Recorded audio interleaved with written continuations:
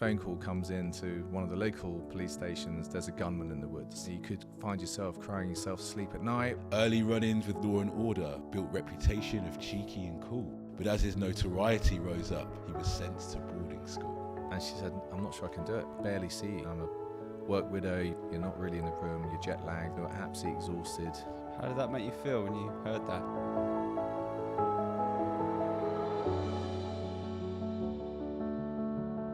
Out of nowhere, I got a text. He's going, hey, fancy being CEO of Droga5 London? I think I actually wrote, ha, ha, ha. He goes, no, I'm being deadly serious. Am I ready for the CEO-ship? You get one chance to be CEO. You don't want to fluff your lines. You seem to have quite a clear process of how you succeed. And I think everybody needs to find out, how do you work? How do you operate best? You seem to know, okay, when I go to a new company, I'll do my diary. These are the things as an MD that I need to be aware of: people, product, place. If you do your best, a chance test could be the way you rise up higher. Taking the time to learn your team's ambitions, to have the right hymn sheet to lead the choir. Greetings, I'm Ashley Samuels Mackenzie, And I'm Charles Parkinson, and welcome to How I Became, where we unveil the unscripted journeys of inspirational figures. Hi, my name is Bill Scott, and this is how I became CEO of Droga5 London and MD at Accenture Song. A son of two anaesthetists, this story starts in Kent, but instead of the operating theatre, into creative is where his journey went. Early run-ins with law and order built reputation of cheeky and cool, but as his notoriety rose up, he was sent to boarding school. On the road to working in finance, a chance ad caught more than his attention. He then chose to work in advertising and make creative work his new intention. To take a tally of his different job roles, the list would be rather quite long. Introducing Bill Scott, CEO of Droga5 and Managing Director of Accenture Song. Welcome. What a poem. Not bad. That wasn't AI generated, I hope. No, Ask GPT. That's brilliant. It's funny, nobody ever mentioned that in the first series, but now everyone's like, was that GPT? No, that was amazing. I might have to take that and send that to my parents. There we go. So your story, how did you become CEO of Droga5 London and Managing Director of Accenture Song? That is the story we'll tell today. And there's 4 chapters to your story that we'll go through today. Chapter 1, police chases, blue teeth, a loving family, but a moment of feeling rejected. Chapter 2, rising up in your career and the struggles with relocating to faraway land, all while being asked to appear in an advertisement yourself. Chapter 3, something a lot of people can resonate with, the challenges of family life, work-life balance, work while you're trying to forge your career and get managing partner positions, MD positions, and the big move.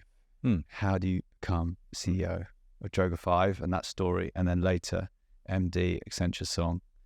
So all of this to reveal. First, let's do a bit of context and framing for this for those who aren't in the world of advertising. Droga5, you've been there for Nearly 8 years. 8 years, yeah. Little summary of the backstory of origin story of Droga5. So Droga5 was founded by David Droga, and he is one of 5 brothers from Australia, fiercely competitive. And Droga5, I think, was the name on his school label. His clothes. His clothes, exactly. So his mum knew what. Exactly that. And I think there's some healthy rivalry between the brothers. And when he set up his own agency, he wanted to be very, very clear. No, this is mine. This is not going to belong to any of the other brothers. So hence Droga5. He founded the company, I think, in 2006 in New York. And the London office was first opened in 2013. And I joined in November 2015.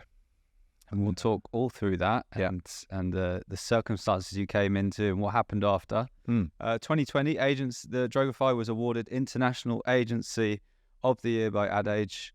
I'm sure you've had many other accolades along. Yeah, we picked up Campaign Independent Agency of the Year 2018. So that was our first kind of big domestic recognition, and I suppose the campaign's always the UK benchmark that we all look to. So that was a really big moment for us. And then, yeah, as you say, 2020 we picked up Adweek International Agent of the Year, which again I'll talk to you about later. You know, we a lot of our work was being exported out of London, so to get that recognition at a global level was terrific. Yeah. Great.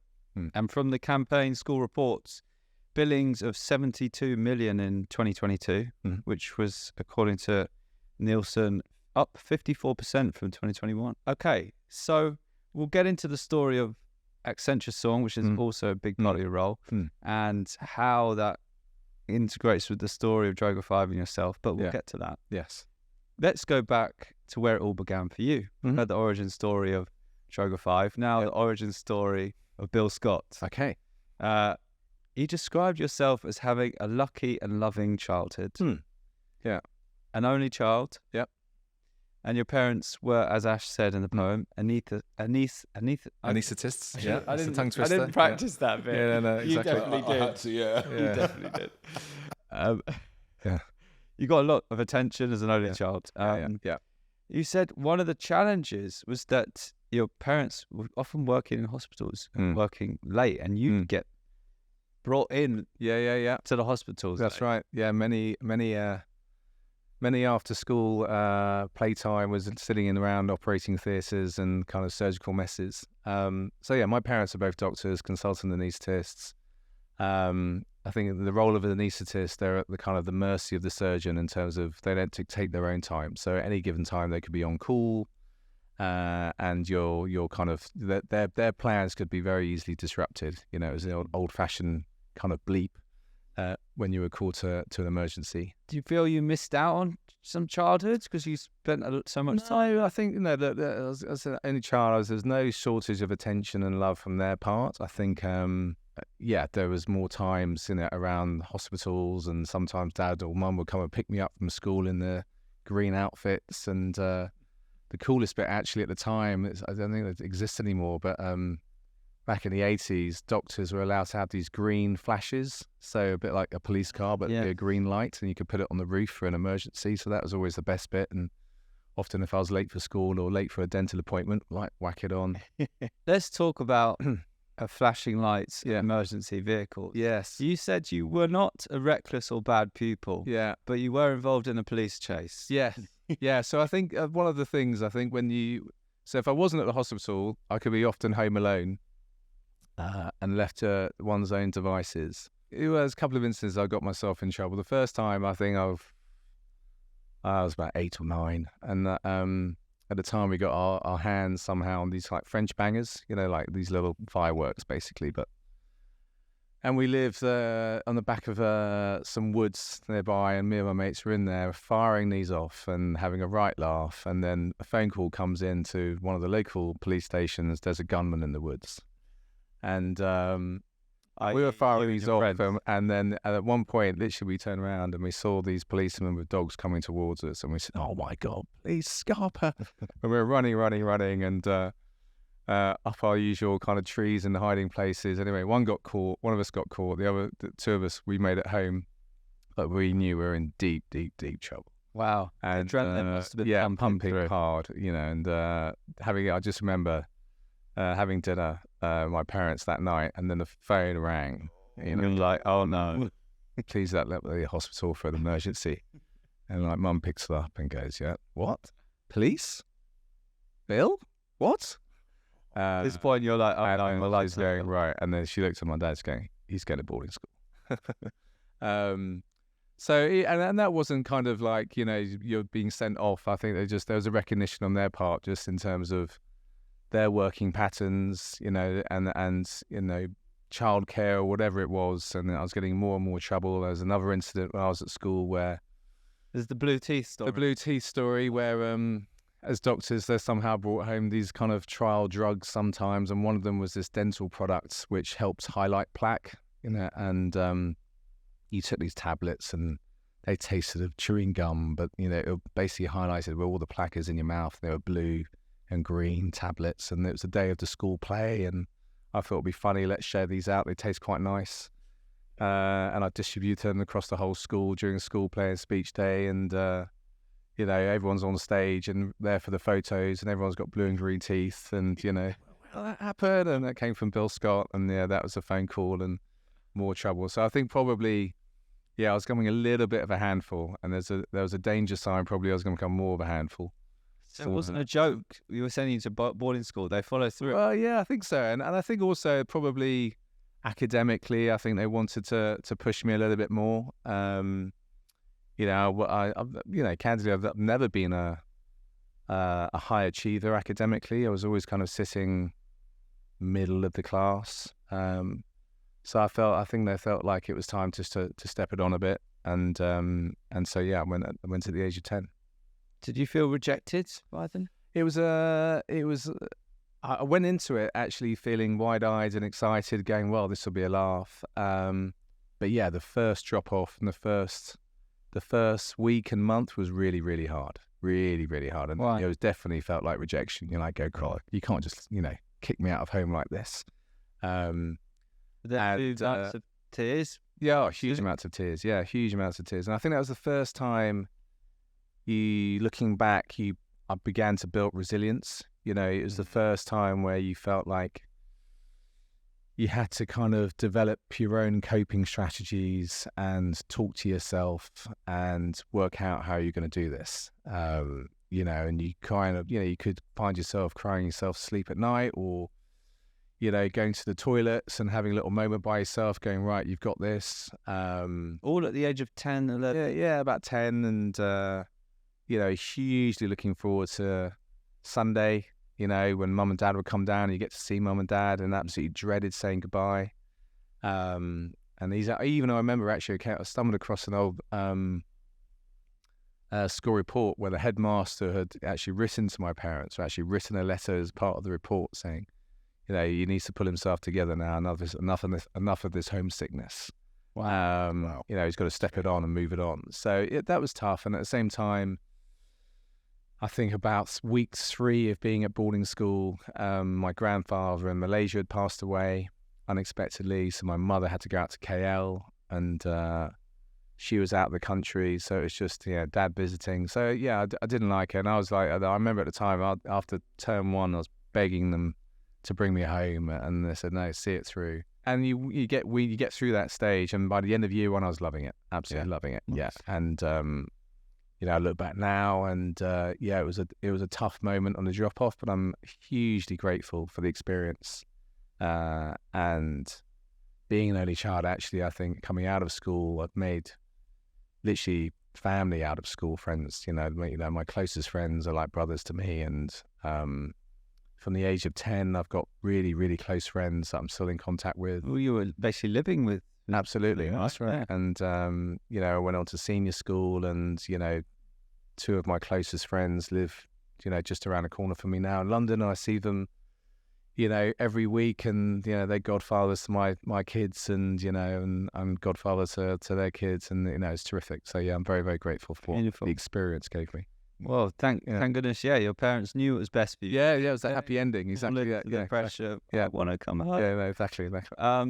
And so, I mean, you're a CEO. You must have got straight A's at school and A levels. You needed you wanted to go to LSE, the School of Economics, and you needed a B, BC. Yeah. You must have got 3 A's. Easy. Yeah.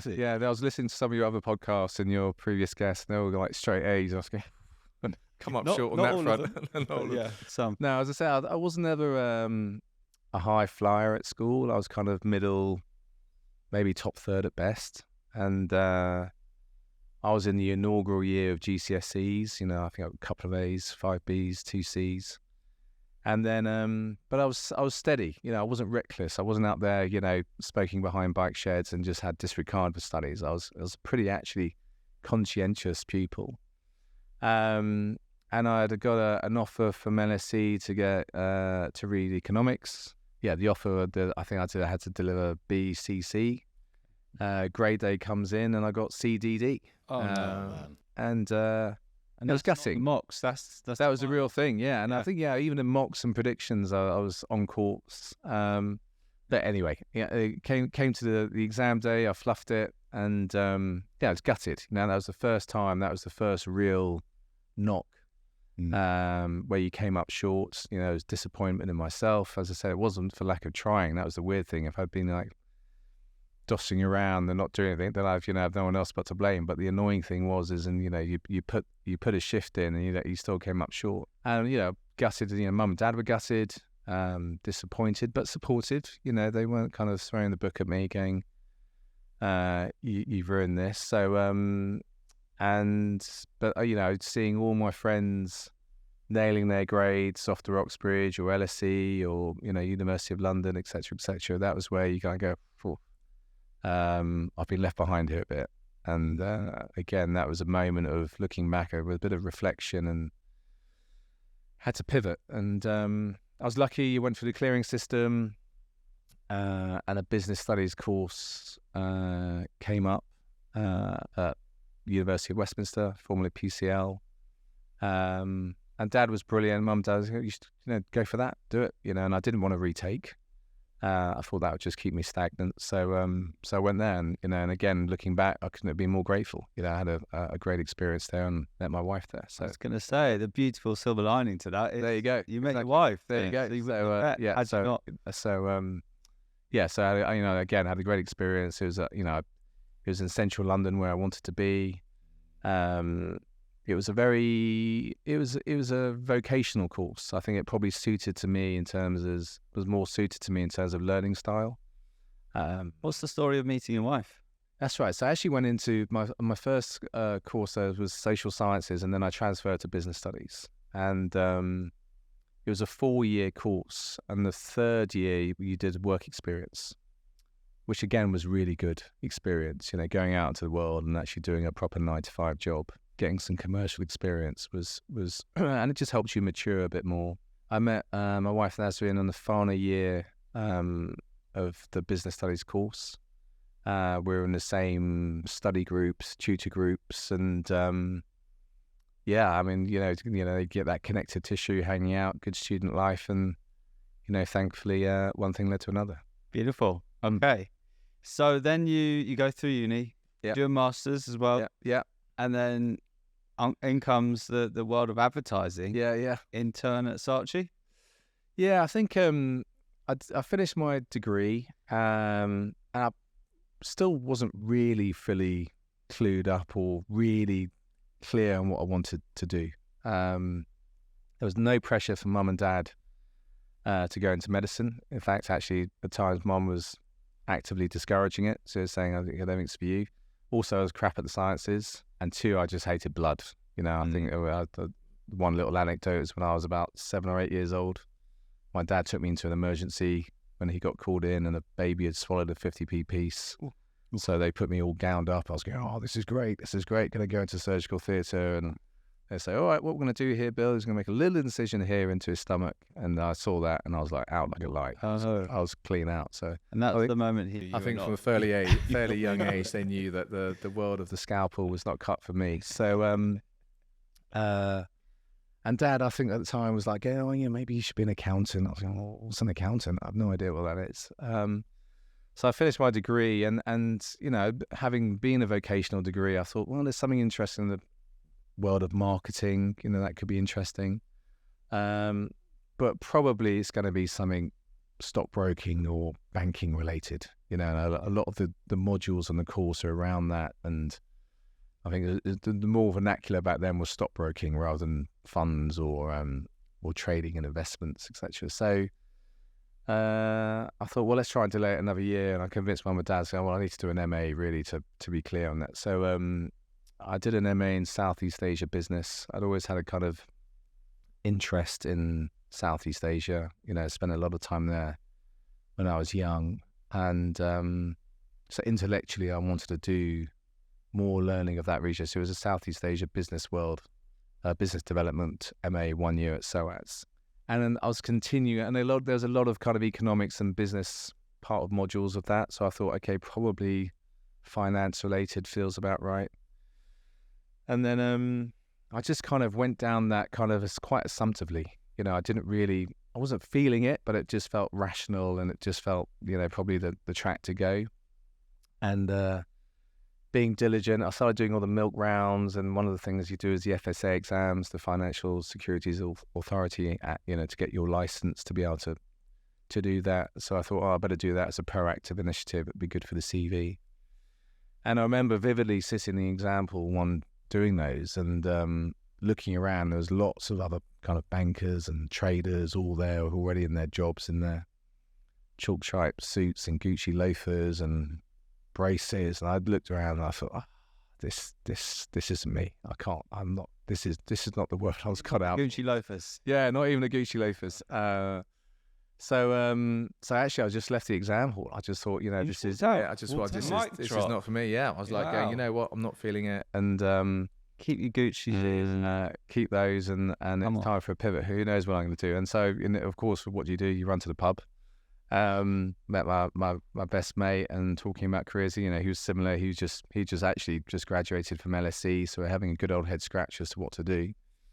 And literally, there was this great ad on TV, and we were both saying that's a great ad. It was an ad for Audi A8 aluminium, made from aluminium, with a man on the moon, and it was talking about, put a man on the moon, what car does he drive? And it was the moon buggy made from aluminium. We're saying that's just a great ad.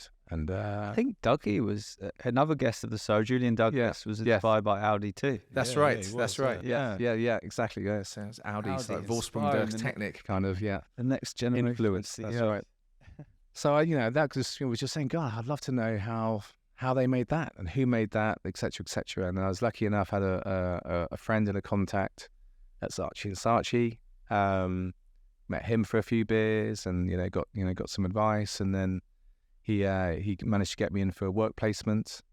And just 1 week of that, I was absolutely loving it, absolutely brilliant. And thankfully, 1 week turned into 2 weeks, turned into a month, turned into 3 months, and then I was lucky enough they offered me a full-time role, and I kind of joined as a graduate. Well, I jumped onto their graduate trainee program, which was going through at the time. So I wasn't officially a grad trainee, but I jumped onto them and kind of like started as a junior account exec. Great. So fast forwarding a little bit, so you spent about 3 years at Saatchi & Saatchi, and then on comes a company you would stay at for quite a while. Yeah. BBH. What's the story there? Yeah. So, I mean, Saatchi's, it was brilliant. It was a really steep learning curve. It's your first, when you leave uni, there's no playbook. So actually, and especially I think in the world of advertising, you have to learn on the job. And Saatchi's at the time was a terrific agency. It was 500 people plus. It was CEOs with Adam Crozier, later on to be CEO of the FA, Tamara Ingram, who was just formidable. We had huge bits of business like the Army and the Toyota account and Procter & Gamble. And I cut my teeth on Procter & Gamble, worked on Sunny Delight for my sins, and helped. What a drink, especially at that time. Yeah. It was sugar. Sunny did. Oh, and there was actually so much beta carotene in this drink. What's that? You get it in tomato soup. You get it in, so it's a kind of colouring. Right. And there was, and it was, at the time it was being talked about as a textbook launch. At one point, I think from 1 week in one supermarket, it was outselling Coca-Cola. Wow. And that was a soundbite. Sunny Delight is outselling Coca-Cola. And it was a Procter & Gamble masterstroke. It was, distributed in the chiller cabinets at the end of the aisles in supermarkets. So it looked and sold like fresh orange juice. Was a lot cheaper than orange juice.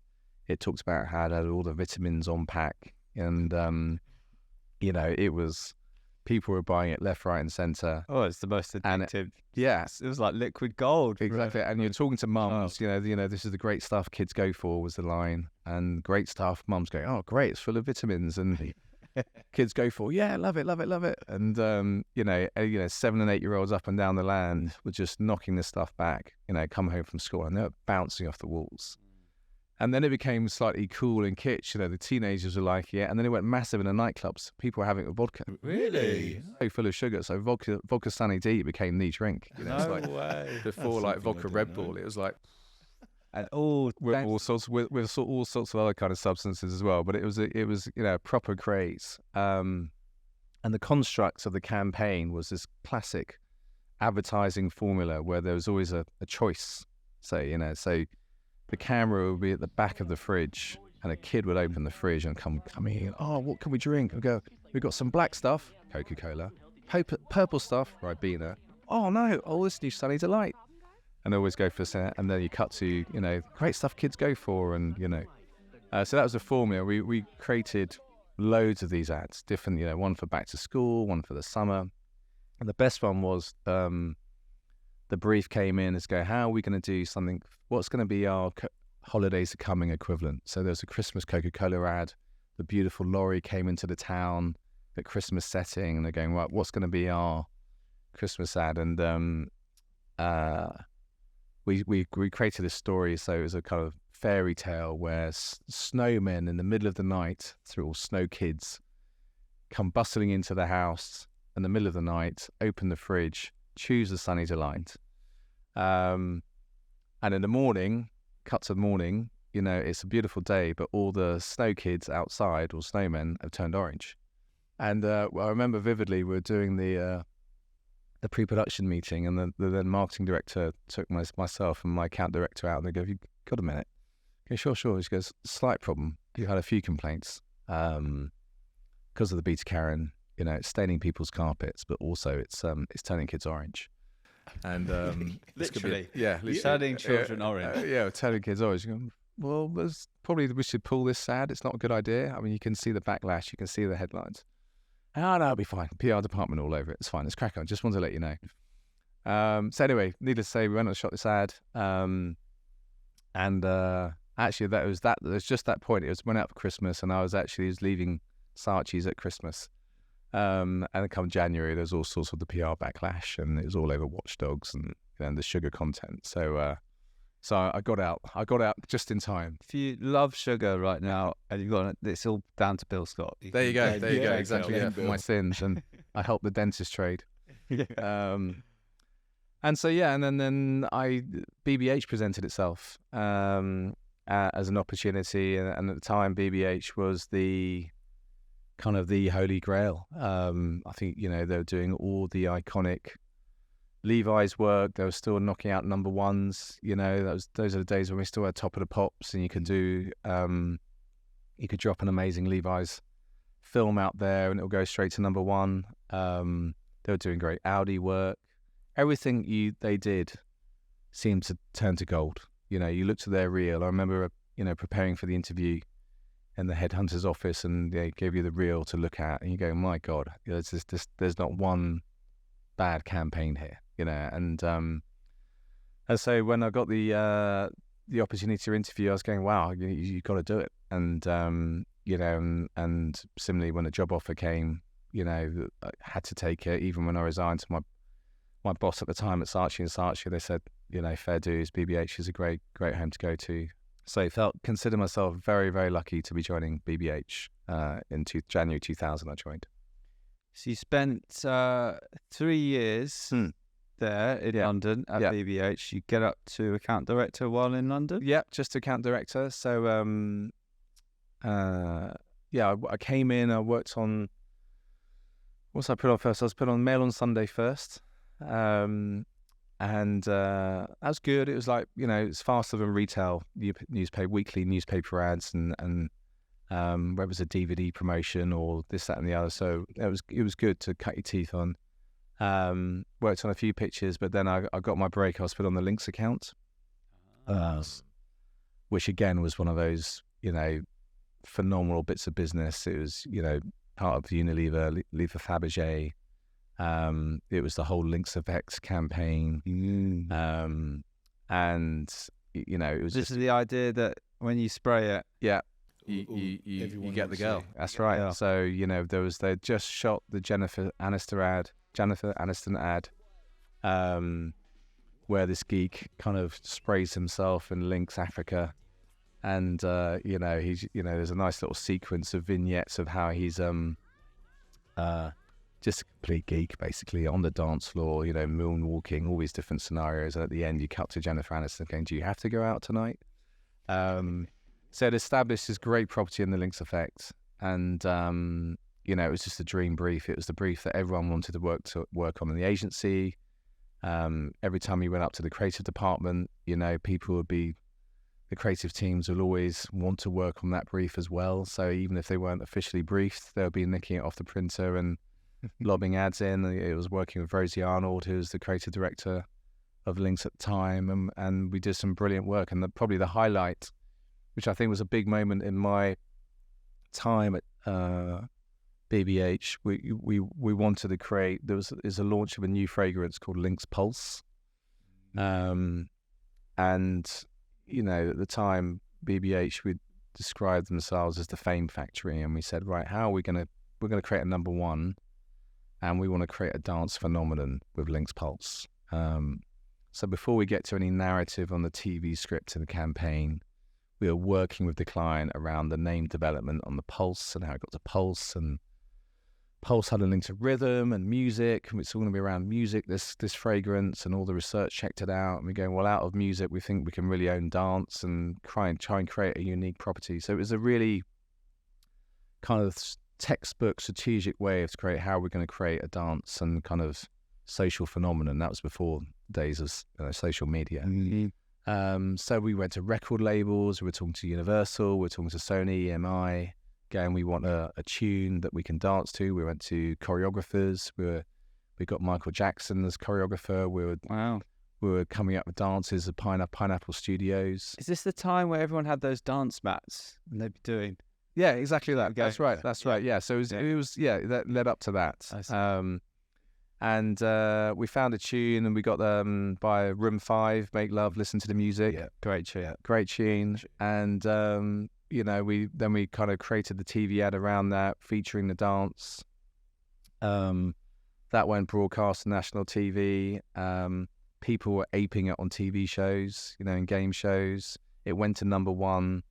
The pop promo video featured the dance, and it was just textbook, and the Lynx Pulse was the most successful fragrance launch they'd ever had. Yeah. And Ever have Lynx Pulse? Yeah, like this whole era, like from Sunny D to Lynx, I just remember it so vividly. Like Sunny D was such a massive thing, and then Lynx Africa. Oh, Africa was the one. Lynx it. Africa. That's the one. That was what Africa, everybody had. Voodoo, Yeah, and Voodoo then as well. Pulse was, that was I think that was more citrus smell, our recollection. Anyway, Those days, like everyone would watch TV over the weekend and come back into school, and everyone would be talking about That's right. what's happening, what they've seen, what the next thing was. that's right. Yeah. Yeah, we talked about, shared currency, how we create that shared currency, whether it was through the track, whether it was through the music, for the music on airtime, on the radio, being on top of the pops. How do you get into popular culture? And we always talk about how we could get our campaigns talked about into popular culture. And often then the barometer of success was column inches and being talked about, by pickup in the national news and so forth. So that was a phenomenal couple of years working on that bit of business. And my boss on that piece of business, a guy called Ben Fennell, who was a group business director, he took the job to be CEO of BBH Singapore. And I think about 6 months of him being out there, he said, you should come out here, and we could do something like you out here. And you'd always had an itch. Well, this was just it. It was kind of the planets aligned, and having family from Malaysia, having family based in Singapore, and you having then. Yeah, so I did 2 years. Yeah, exactly. So from a very young age, from age 0 to 14, I was always spending my time in Kuala Lumpur and going down to Singapore. So I'd always had a connection to that part of the world. You said you'd spend 8 weeks there in the summer. Yeah, that's right. So every year, every summer holiday, it was mum took time off work and she wanted to spend time out there. So summer holidays, July and August, were always out there in KL, which is phenomenal. I bet it's amazing. And then in adult life, you're thinking, I'd really love to actually move and live Definitely. there. And I think having done the masters at SOAS in Southeast Asia, that furthered that. So it always been a kind of career life itch to go and live and work in that region, and I wasn't sure what my wife would think, because meant her leaving her family here. And I remember coming home, I was going, that request I put in from Singapore months ago, it's actually coming through, and they think they could do it. And she goes, got to do it. I was like, excellent. Support. and she was going, yeah, we've absolutely got to do it. And it was great because 2003, I was an account director, had some good work under my name, but it was an assault on the senses. You go out there, and it was completely different to my, I suppose, kind of aggregate 5 years experience up until that point, or 6 years. Coming from Saatchi's, which was 550 size of agency, to BBH at the time, it was probably about 250, 200, but big, phenomenally well-run businesses, very, very well supported, big studio departments, creative departments of 40 people, project management at BBH, they're all like Mr. Wolf, it was so slick, tight, so well run. And coming out to BBH Singapore, and we were probably about 40, 50 people at the time. So that was the first taste of small business life. And that is a very, very different game to big agency life. And it was a proper kind of roll up sleeves, get stuck in. You didn't have all your creature comforts. You didn't have all your kind of big studio facilities and all the depth and resources you get in a big shiny London agency. And on top of that, I think most of our clients are offshore. So whilst our Singapore office was, downtown Singapore, we were working with Johnnie Walker based in Thailand, Bangkok. We were, and then latterly China and Taiwan and Korea. We were working with Unilever, mostly based in Manila, Philippines. We started working with Unilever in Australia, Sydney. So an awful lot of your time, or Levi's in Japan, or Axe in Japan. So you spent an awful lot of time on an airplane. You were just traveling nonstop, which again was a brilliant way of discovering Asia and the environment. Yeah. But it put a huge toll, and we actually flew out to Singapore. My wife and I were expecting our first child. Wow. Yeah. That can't be no easy feat. the first couple of months was, I was on a plane. My poor wife was left at home by herself, going, "Hang on, we've moved out to Asia, but I never get to see you." How was that to deal with? Yeah, it was again, that was your, I suppose, back to kind of looking back to building resilience. That was one of those moments where I think we moved out in July of 2003, and it felt like the first real time we came up for air was around December, around Christmas, which actually is when our son was about to be born. So it was intense. It was really intense. And actually at the time I was even working on, one of our accounts was Mercedes. So I had to fly back to Germany. Irony of ironies. So so that was tough. And we didn't, whilst we had a little bit of family out there, we didn't have any friends. So it was trying to start a new life in its entirety. But slowly but surely that kind of, snowballed effect. And, I think with the arrival of Harrison, our son, we made friendships, we made those friendship groups, and we got more settled in, and we struck that balance, in terms of work life a little bit more. I think the ride of Harrison was good because it just grounded you a little bit more to be in Singapore, and you say no to a few more trips. Yeah. But I learned a huge amount in Singapore. It was an assault on the senses, and it again kept the learning curve nice and steep. What would you say to someone who is about to take a move like that, or who has just taken a move like that, across the world into a different culture? What were the things that you see could have helped you if you knew them earlier? Well, firstly, if I was talking to anyone, if they were presented that opportunity, I would hugely encourage it. I think it was genuinely probably two of the most rewarding years of my professional life and personal life. It was huge. It's a completely different environment, and advertising, less so now, but certainly back then was slightly frowned upon, I suppose, in Asian culture. It was still fairly emergent, in terms of, the traditional careers of medicine or engineers or lawyers. Advertising was always seen as a bit of the poor relation. And so I think just general awareness and sophistication around marketing and communications and advertising, and the role for creativity out there was far behind, certainly out of the West, and let alone a market like London.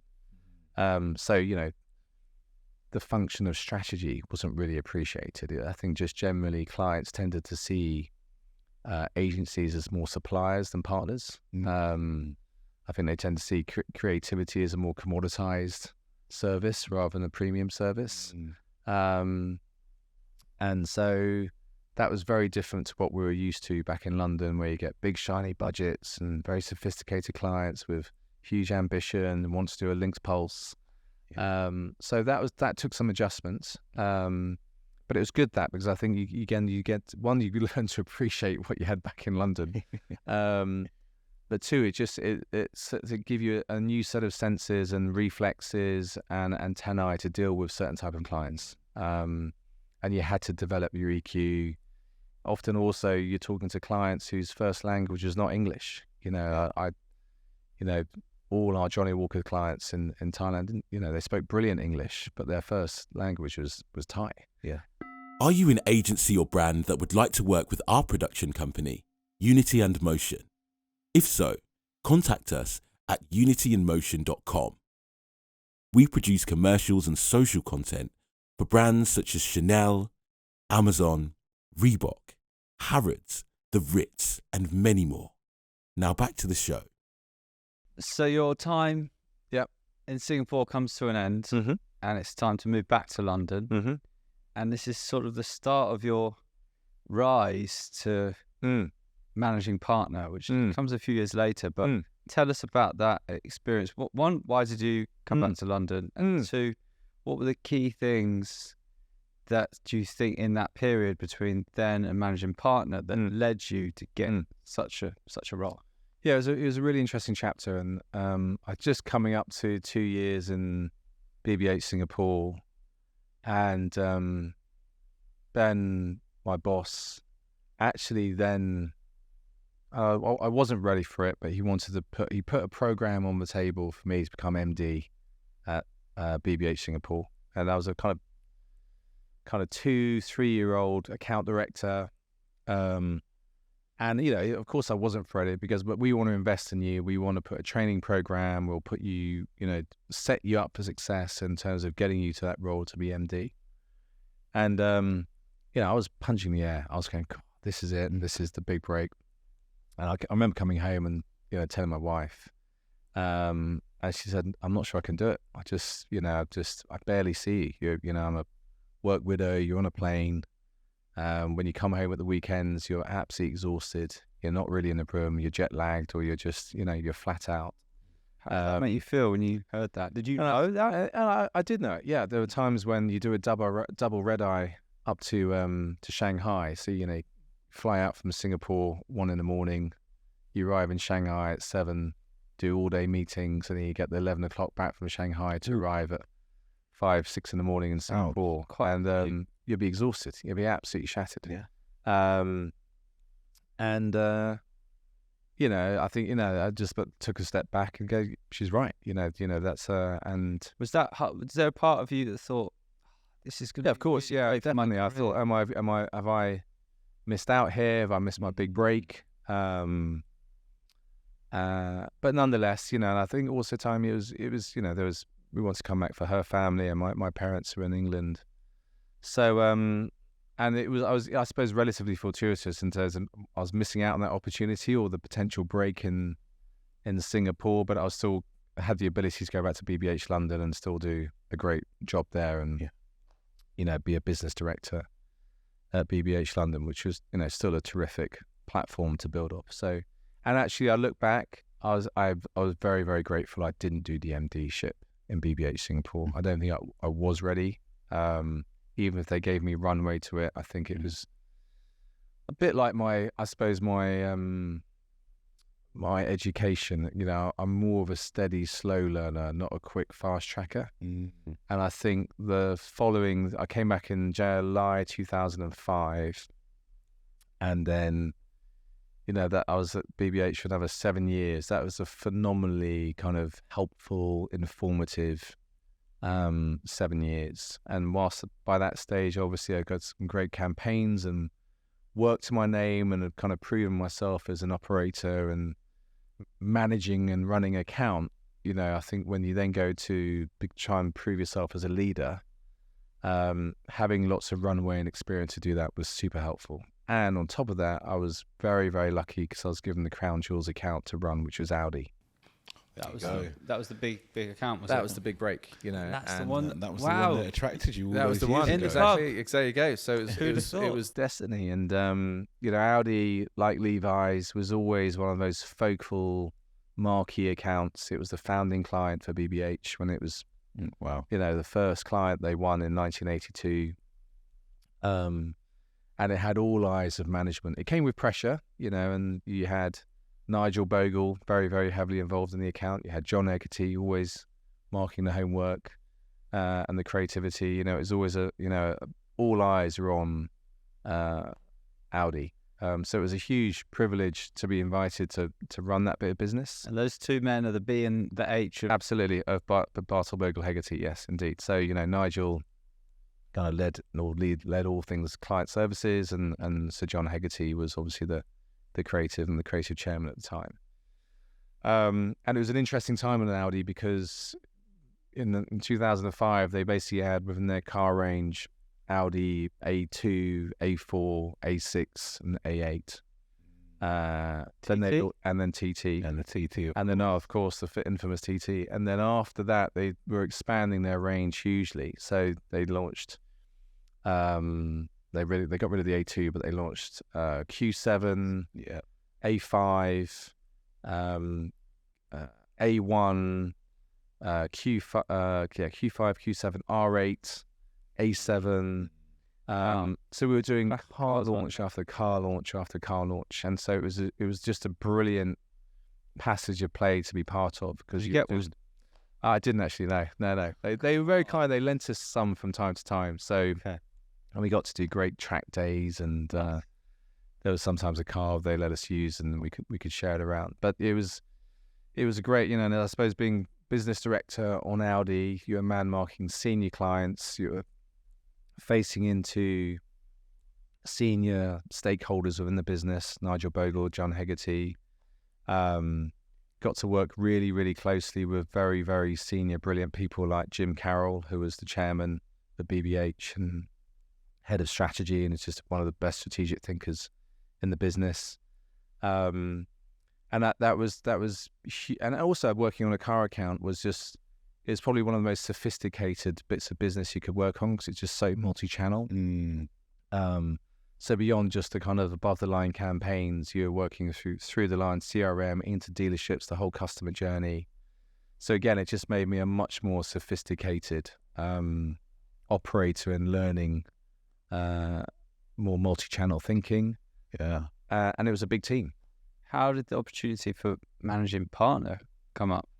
Well, I think as you it was Audi was a big team to run, so that kind of gave you a good platform to build your leadership kind of momentum. Then after that, the next platform, I became head of account management. At the time, BBH, the department was about 50, 60 people. So I became head of account management about 2009. And then at the time, we were doing around 2010, 11, we were doing a restructure. There's a restructure within the business in terms of how we organise. So we went to a group structure, and I headed up a group. And each of the group leaders became managing partners. But I think as you kind of, on each of those stepping stones, Audi, then head of account management, then managing partner, your leadership sphere just grew. In terms of more and more. The bigger the platform, the more people or portfolio you were looking at, more revenue. So again, that was just really, really good training and learning. Yeah, it sounds like you wouldn't have been able to have got that wealth of experience if you would have stayed across the pond. That's right. And I think in Singapore, in terms of that scale and working on blue chip business, and then I think whilst I continue to run Audi, we we won Waitrose, so I got to work on Waitrose for a bit. I continued to oversee actually Back Onto Mail on Sunday. So it was just a real good blend. I worked on some Diageo business, so it enabled me as a kind of running a group to be able to look after a portfolio of clients, a portfolio of people. In effect, you're running a mini agency. Do you know what I mean? You had a kind of P&L responsibility, and obviously with support with senior leadership, you're in effect were kind of overseeing and kind of a stable of clients like an agent, like a small agency would. So obviously doing very well. They're moving you up because they're seeing you can take on more and more responsibility, leadership skills, managing bigger and bigger teams. Clients are obviously happy. Grey London. Yes. These.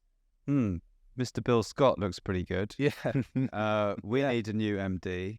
Well, for a long time, actually, it was interesting because I didn't like come back into BBH going, I want to be MD, I want to be CEO. It was an interesting, the managing partner the ascendancy was happening. There was really good momentum.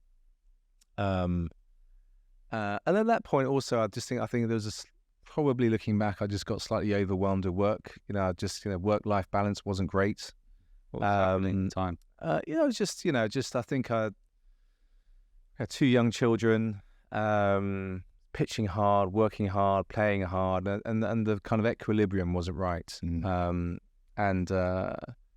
I felt at the time I needed a bit of a reset. And then the Grey London opportunity came along, and I thought, this is it. This is something I need to do and take. And it was tough leaving BBH. I've been there 12 and a half years. It was family. I'd learned so much and made many, many brilliant friends who I still continue, to consider very close friends today. And I suppose that having got to managing partner, maybe I did, looking back, dream. I thought, well, maybe I was going to be MD there one day, and MD of BBH London was always kind of be a dream ticket. But I was very fortuitous. I landed this gig at Grey London. At the time, they were going through a really interesting ascendant period. They had a new leadership team. Chris Hurst was the CEO. Nils Leonard was the chief creative officer, and they were putting on a run of some terrific work, and they were kind of rebuilding what was legacy Grey. I think previously the previous incarnation of Grey and the previous chapter of Grey wasn't great. They weren't doing great work, and I think you could see some really interesting work coming out of Grey London. One thing here I was just thinking of what you said is that like you felt like you needed to change the pace. You needed a different. Would that have been possible at your old role, or was it easier to go to a new role where you can kind of reset the rules to it again? Yeah, I think so. I think it was turning of a new page and taking on a new role where I could make it my own a little bit. I think it was interesting. It was daunting because there's no hard and fast rule on managing directors, but it tends to be a role I've observed as being more homegrown. Yeah, where you tend to get MDs that, if you look at the spine of their careers, they've been head of account management or head of new business or both, and then that kind of is the diamond, if you like, into MDship. And you see a lot of agency MDs who have done that. Yeah. So coming in as an external appointment as an MD at Grey, I was quite daunted and thought, am I going to have imposter syndrome here, because they're going to go, well, who's this guy showing up? Yeah. How did you manage that? Well, it's that classic thing, and I suppose it was the first time in my career I did start going a bit textbooky. You read books like First 100 Days and how you're going to assimilate and get your kind of under the skin of the business. So the first thing was really getting to learn know the talent. Apart from interview, it was a very thorough interview process. So I had to present a presentation to the exec and getting to know my leadership team. Really, I knew no one on the shop floor. Actually, weirdly, there were a few familiar faces back from the Saatchi days who were there.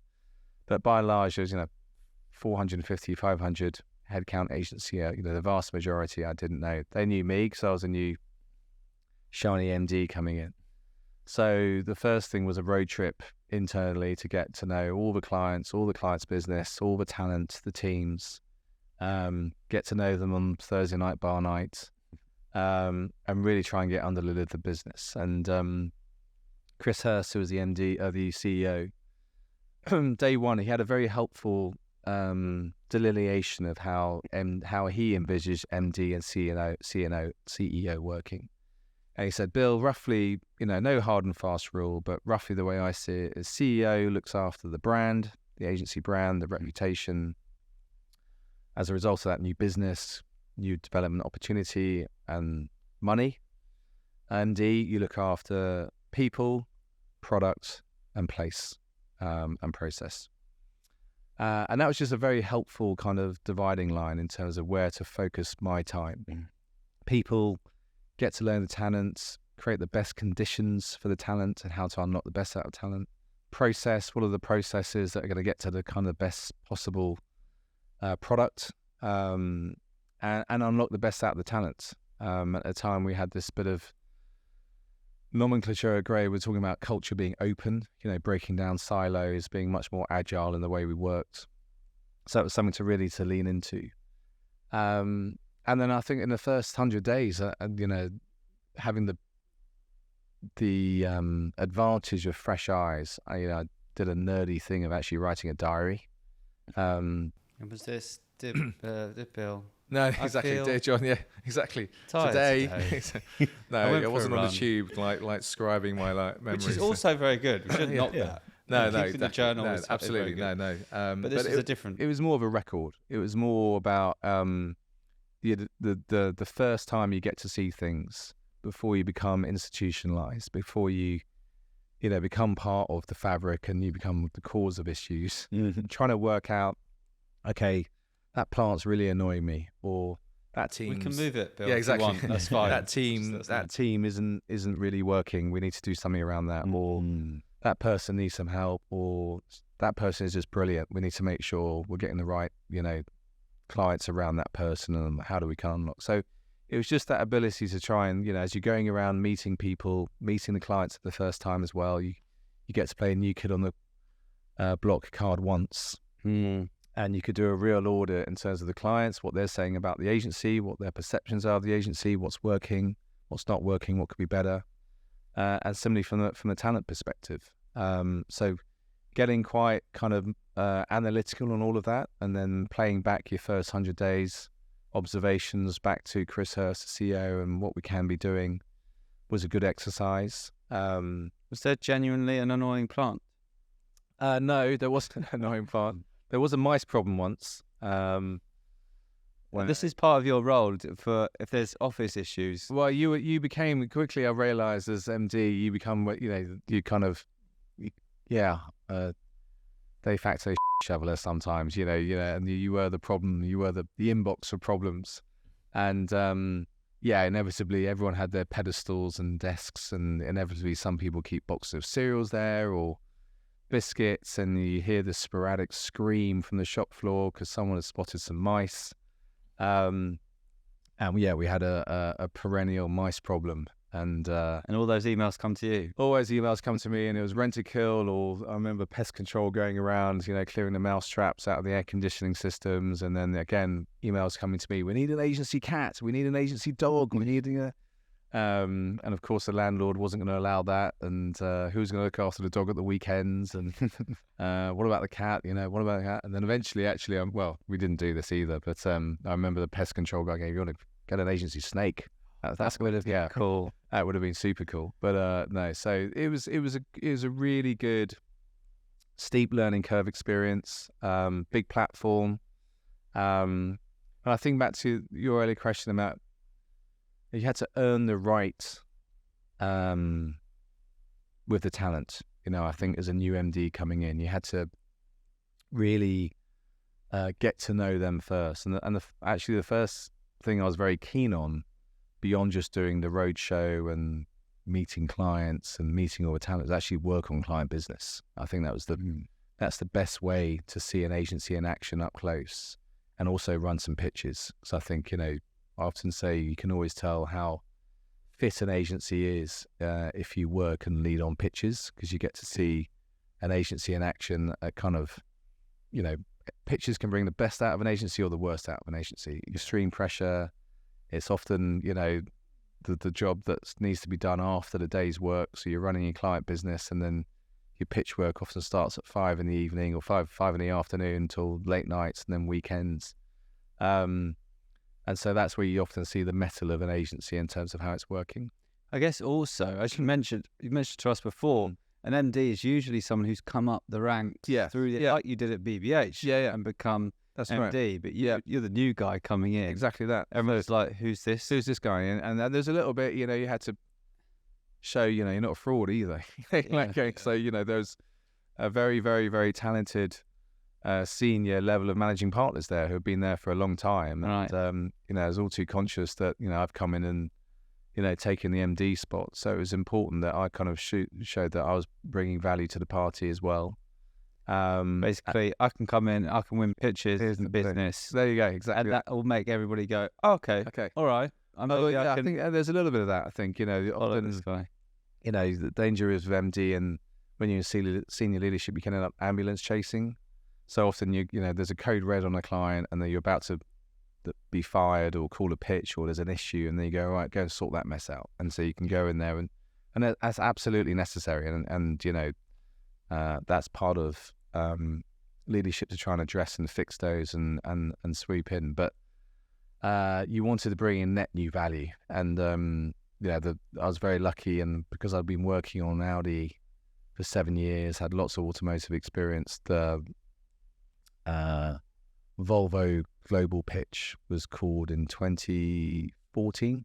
And how much would that be worth to? Well, globally, many millions. I better not quote a figure, but that was great for me personally. It was a great experience. It was obviously great for the business, great for Grey, not just Grey London, but Grey globally. It was a pitch running for the global business, run out of Gothenburg. And when we won that was, I felt like, okay, I've fully arrived here now. I can sit in the room with revenue to my name and, hold myself accountable to that. So that was it was again a very, very rewarding 2.5 years. It obviously went well as you then. I was really enjoying it. We were doing great work. We were knocking out great work across many clients, across Lucozade, very nutritious. Yeah, exactly. High energy sugar drink. Times, we were doing great work. We were doing well in Cannes. We did a phenomenal campaign called Volvo Life Paint, which was, Volvo typically stands for safety, has a very strong safety heritage, and we went out to their factory and they showed us their R&D and testing center and the lengths they go to create the safest cars in the world at the time. This is 2014-15. They had a vision for 2020 that no person should be seriously hurt inside or outside a Volvo. So they developed class-leading technology on, safety bags, on crunch zones, on crumple zones. So if they hit a pedestrian, the car could crumple around the pedestrian. They even did simulated tests. So in Sweden, out in the country, pitch black, it's snowing, there's no road lights, and often there would be a 500-600 kilogram moose standing in the road. And if a car's hurtling on at 50-60 miles an hour, there's no way you're stopping on an icy road. And you're gonna crash into one of these things. And then again, they're very mindful in how they create the safest cars to protect not just the passengers but also the moose. Wow. Yeah. And then we had this genius idea, which was a product we found, and they're working on it as well, which is just reflective paint, water-based, so it could be sprayed on animals. So when you're driving along, if the animals have got this reflective paint on them, the car will pick it up, and that will help your braking distance, and then you're not going to take out the poor moose. We seized on that and go, that's genius, So how do we put that on cyclists? And we called it Volvo Life Paint. And we launched that as a product into dealerships and into cycle shops. and developed a whole kind of design language and took that product to market, and that picked up double Grand Prix at Cannes. Wow. So that was a kind of really real pig moment. So you get promoted to group managing director. Group managing director. Difference. So, well, at the time, Chris Hurst had left. He left us a bit unexpectedly. He wanted to take a big job at Habas. And so Lucy Jameson was the then chief strategy officer. She took on the role as CEO. Niels Leonard continued as CCO. And I was promoted to be group managing director. Because within the Grey stable, we had not just Grey London, Grey Core, we had Grey Social, we had Grey Production. So there was just a little stable of businesses across the portfolio. And then that was all going. And then out of nowhere, I got a text from a very close friend of mine who I worked with very closely in BBH Singapore, Johnny Bauer. And he was chief strategy officer at Droga5 New York, and out of nowhere, I remember I was in Grey at a time. I still see Johnny socially every time he's come to London. We'll go out for dinner and vice versa in New York or what have you. And he's going, "Hey, fancy being CEO of Droga5 London?" Wow. And I was going, "Well, that's funny." In a text. In a text. And I thought, "Oh, that's funny. That's Johnny just being silly." You thought it was a joke. Yeah, and I thought, okay, that's yes. And I think I actually wrote ha ha ha. He goes, "No, I'm being deadly serious. Let's talk." Anyway, What so do you think? so then I think that evening I spoke to him, and he goes, "No, look, we're being serious. We would like you to try and form a new management team." What was your first thought? I was a bit, I suppose, a bit bewildered and maybe bemused. I thought, where's this come from?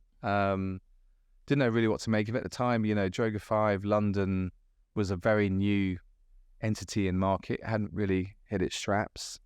Things were going really well for me at Grey. I was really enjoying it. So I thought, is this the right thing? Going to go, am I ready for the CEO-ship? Am I baked enough? Am I proved enough, if you like? Could this be a premature move for me? You get one chance to be CEO. You don't want to, fluff your lines. So what did you say to him in that chat? Well, he said the first thing you need to do is speak to Sarah Thompson, who is the global CEO of Droga New York and the kind of oversaw New York, London and Sydney at the time, Droga5. And it's a small industry because I actually knew Sarah Thompson. She was at BBH New York. She was head of account management at BBH New York when I was head of account management at BBH London. She worked on a Johnnie Walker business. Johnny and Sarah moved to Droga5 years before, so it's a small world. So I got chatting to Sarah, who's brilliant. It was all very informal at this stage. This was phone calls and good chats in terms of the possibility, the opportunity, what it could look like, what they wanted to do. I said Droga5 London at the time was very nascent still. It was only, about 15, 20 people. What questions were you asking them? You make your decision. The ambition for the business, why they want a new CEO, what's their vision for Droga5 within London and within Europe.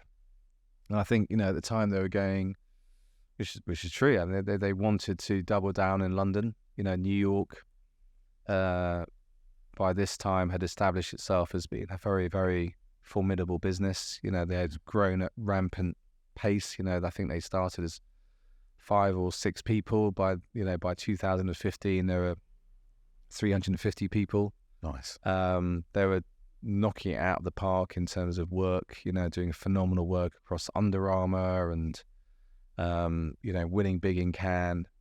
And they were saying an important access point is New York and London. We need London to be firing on all cylinders as a kind of gateway into Europe. So it was a wrestle. It was a real wrestle because you could see this could be a great, great opportunity. But things were going really well at Grey. You're like going, slightly prisoner's dilemma. And I remember actually there's one point I was having a wobble to Sarah and I said, look, Sarah, I've given this thought and I think things are going well for me at Grey. Maybe I should give it a bit more time. Wow. And then she said, okay, no, I totally get that. I totally respect that. But just do me one last favour. Just talk to David Droga. Had you spoken to him? Yeah. Hadn't, not in this process. And he goes, look, Just the person who founded the company, as you mentioned earlier. David Droga. Again, irony of ironies. I did briefly cross paths with David Droga because he was at Saatchi & Saatchi. He joined Saatchi & Saatchi, I think, in 1998, where he came in to be ECD of the Saatchi London office. So, briefly crossed over there. Start of your career. I was an account manager knocking out Sunny D ads and making people launch. There you go. So he and I had a chat by telephone, and David's probably the most persuasive person you'll ever meet in your life, and hugely ambitious. And she must have known. Oh, Yeah, she she knew must have known. Just exactly. do me one thing. She knew Speak to exactly what David. she was doing. Yeah, she absolutely played me. And then David said, "Look, you better come over to New York and get a sense of the business and what we've built here." So that's, okay, yeah, let's do that. And then took a few days off holiday, flew out to New York, and flew in on a Sunday, red eye. So did BBH know at this time? No, I was at Grey London. Sorry, no, Grey London. No, they didn't know. So you're just like, I'm going to take a holiday. Take a few days off, flew out Sunday night, and then I was in the office for 9, and then my first meeting actually, I met Sarah, she prepared this phenomenal day of interviews, chats, inductions to the business, where you got to meet all the senior leaders of the business. But my first hour was with David Droga, and he gives you the tour. He gives you you speak to him in his office, and you kind of sold. You kind of go, this is what they've built here is second to none. And then having very lucky enough to work at great agencies like Saatchi's and BBH. And Grey at the time, where we had a great momentum, I thought, wow, this really is something very, very special. And if you could recreate some of this or do some of that to London, that would be a phenomenal brief. And then I suppose the next question, which I posed to them, was, okay, well, who would be my partners? Who would be my creative partners? Because if we're going to match that ambition, then I want to match that ambition in terms of our creative leader. And there was a name, effectively, we went both straight to, which was David Kubelsch, who I'd worked with at BBH, and he'd done phenomenal work, proven work. He worked at Mother, he's worked at Crispin's, and when he came to BBH around 2010, he'd done award-winning work for Guardian, Three Little Pigs, which at the time was a very highly accoladed work, and done brilliant work on Axe, on Weetabix, and knew the London market really, really well. And who put his name in the ring? You did, or they did? Well, David was already talking to him, and I said, well, if you can land David Kubelsch, then and David's up for it, then I'm all in. Oh, okay. So this, what's interesting, see, did you go through any sort of interview process, or they knew you were the man for this job? Yeah, I think, they kind of courted me. Well, Johnny, approached me, and then that led to a kind of, I suppose, with the chats and the informal talks with Sarah, and then subsequently David, I suppose that was the heart interview of it. I think there was I remember when I was in New York, I had met all these people, and all the leadership team, and spent time, and that was really, and that was for their invitation for me to get to know the business and what they want to try and build and what's the opportunity here. And I remember, so I got there, full day, met David in the morning, full day of meetings, meeting people, and then in the evening I went for a drink with David, Sarah, and Johnny, and had a bit of a chat, and played back my observations and what we could do, and I think they liked what they heard there, so that kind of moved on to the next stage, and we moved into job offers. Do you think it helps going through that process of writing that diary? You're used to going into a company, observing, sort of making mental notes or notes on what's working, what wasn't. Certainly, I think knowing what to look for in terms of, the numbers, the shape of the client base, the culture, what the culture stood for, how that manifests itself in the work, and the client relationships.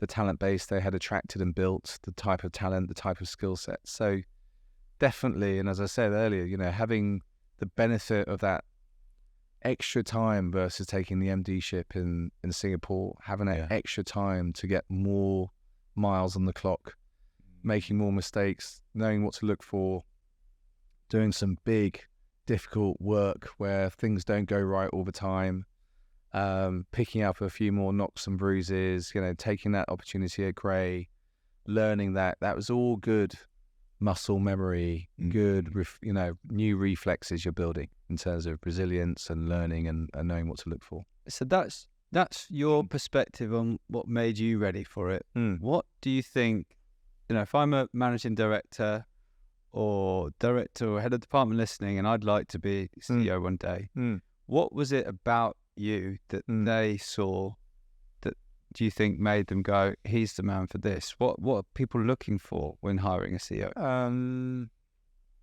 I think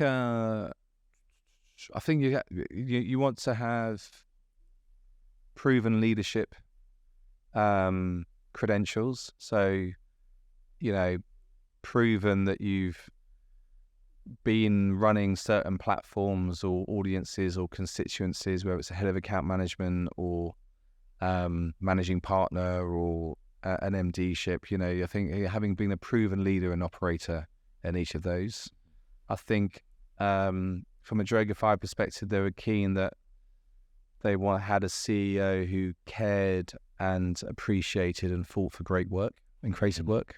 I think there's no doubt, Volvo was a great accolade in that moment. I remember actually meeting David and Johnny in Cannes just when we'd won the Grand Prix, and they wanted to hear all about it. How did you win it? How did you what did you do? How did you get to the work? How did you do to that?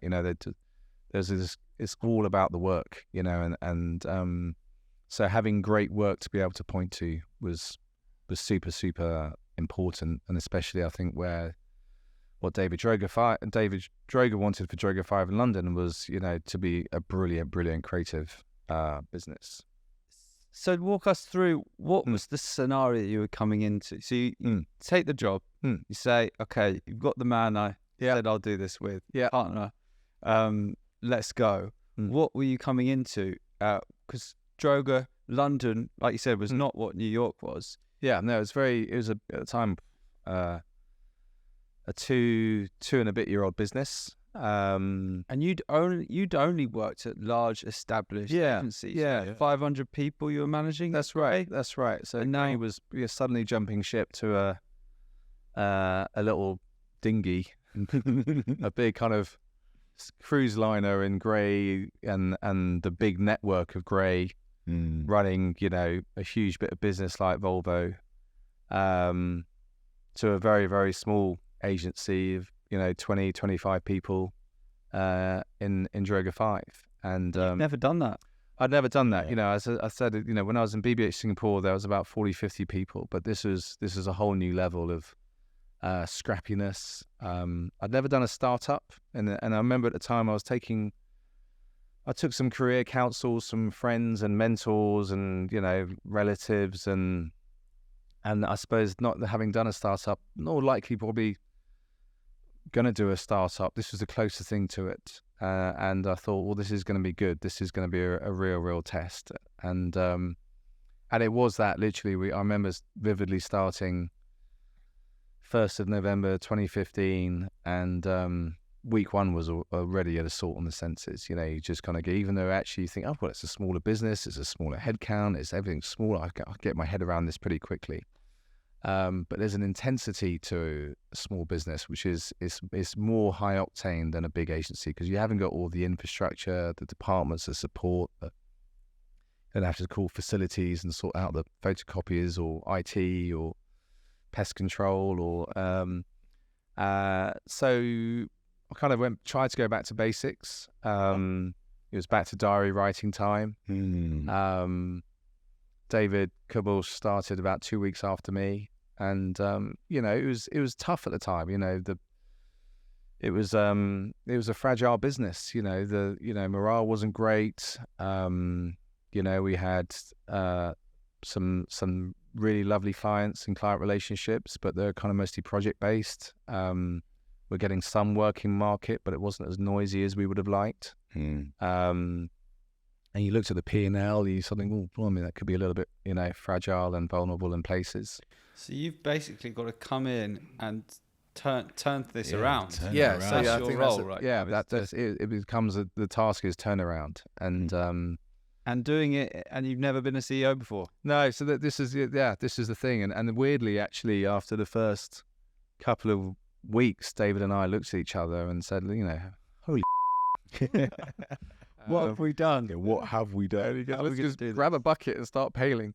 But that was fun. It was great. It was kind of like, well, I said, well, yes, I was CEO, but you wanted to drop down, roll up your sleeves, get really stuck in. It's almost like going back to being an account director. I said to David, same with you. You're gonna have to drop down and get really stuck in, and let's get in and amongst it. Get to know the talent base.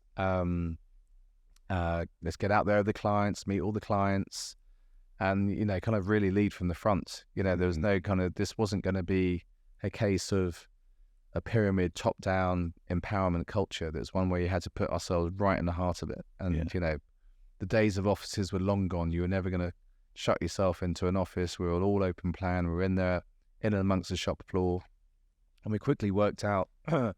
Even actually talking to pitch intermediaries, we didn't really have the Droga5 business at the time, didn't have enough real kind of work in market. It was noisy, so I said, fine, David, use your reel, just show your reel, show your work, what you've done, even if it's the previous agencies, it was just a hustle opportunity.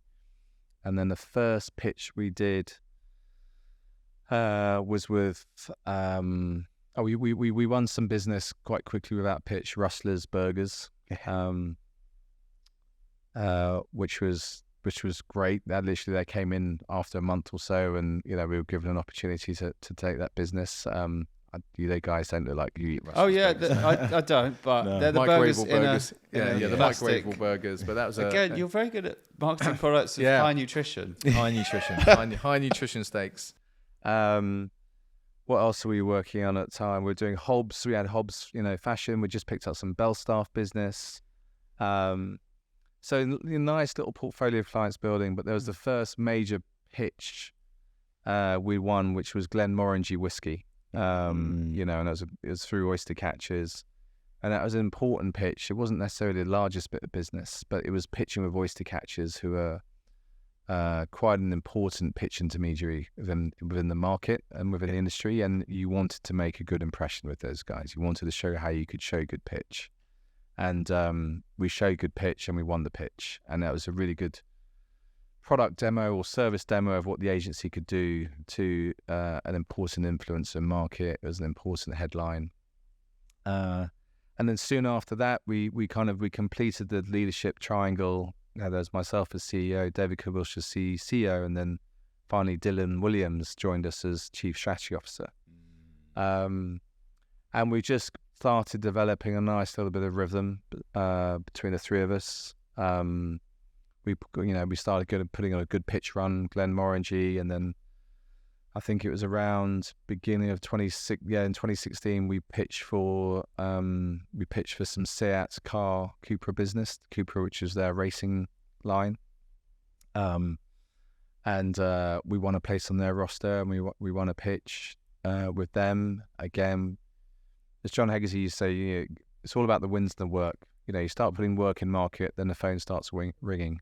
And with the wins, we could start putting some more noisier work in market. We put our first Rustlers film out there. We did some really lovely work on Belstaff. And we're just getting a little bit noisier to earn the right to start attracting, more clients. And the phone started bringing more and more. That must be so exciting, kind of knowing that, all right, we're in a situation we haven't been in before. Let's go back to basics, pull up our sleeves, do the fundamentals right, have a longer term kind of plan of what we're doing now and how it's going to affect things, and then it starts to happen. That's right, and I think, and it was kind of really liberating in a way, because also we're just getting right back to the work and shaping the work. Being in reviews, talking about the work from scripts to art direction to design. Getting right in amongst. It was literally like being working on Audi again, or even working on Lynx in the early 2000s. You know, it was really, you were in and amongst the work, and that was on, you know, and it was hard, but equally because you know you when you're pitching, you'll be there in and amongst the pitches. It was late nights, it was weekends, it was a lot of soggy pizzas. It was, you know, go home at 5 a.m, shower and change, back in the office for 7:30 for a pitch rehearsal, and then pitching at 9. But yeah, when you won, it was phenomenal, you know. And of course, it stung even more when you lost. Yeah. But it was a really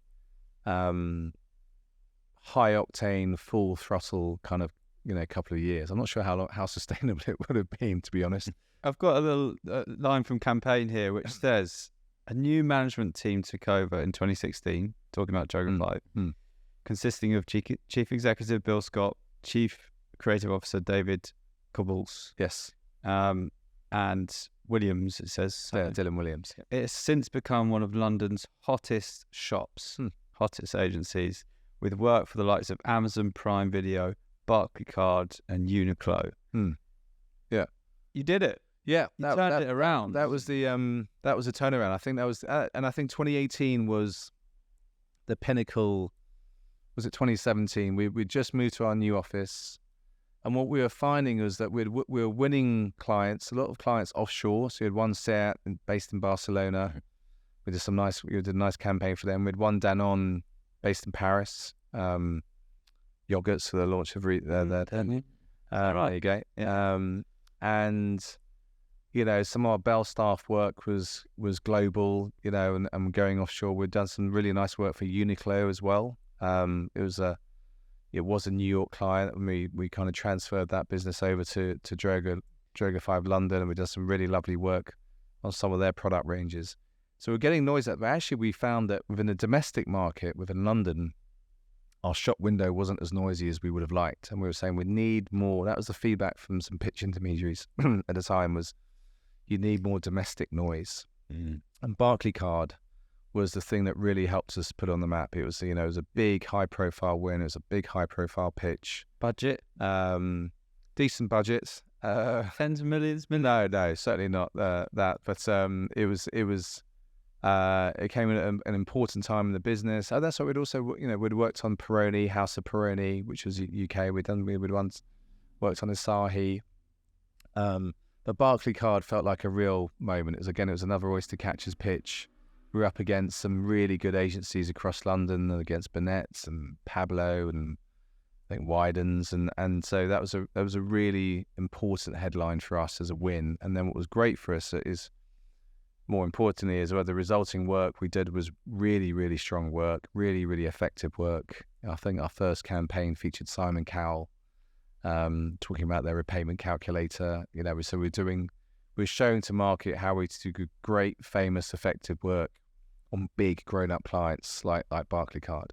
Yeah. And then similarly off the back of that, we had the phone call from Amazon Prime Video, and we were invited to pitch for a Prime Video brief. And at the time, Prime Video was still relatively unknown back then. This has been around 16, 17 as well. And we won that pitch, and we did our first set of work was for a couple of the films. It was for Jack Ryan, the series. It was for Vikings.